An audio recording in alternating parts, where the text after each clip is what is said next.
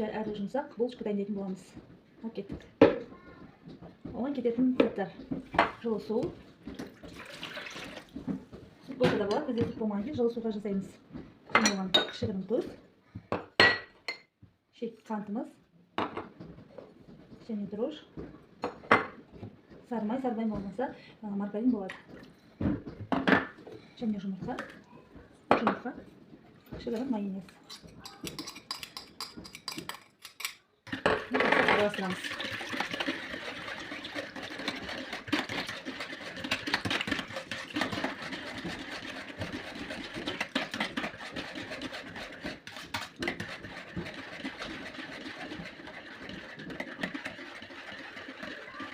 Және ұнымызды саламыз.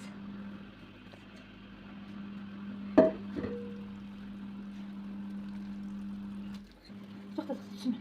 Осылай жұмсақ қамыр жасаймыз.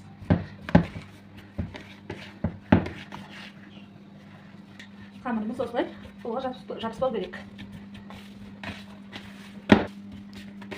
Жарты сағатқа қамырымызды ашытып қоямыз.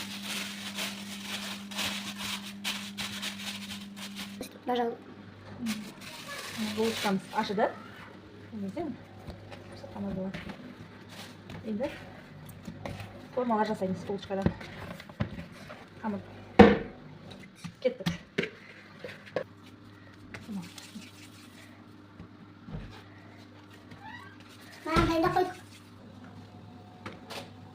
Булочкаларымызды домалақтап аламыз. Қамырларымыз қаяз қалмау керек. Және бір-бірден форма жасаймыз.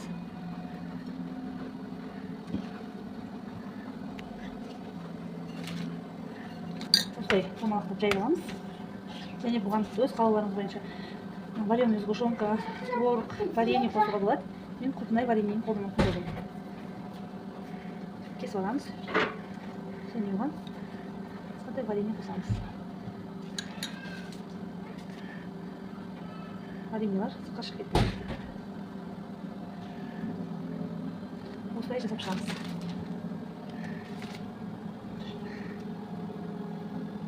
Форма жасап болады.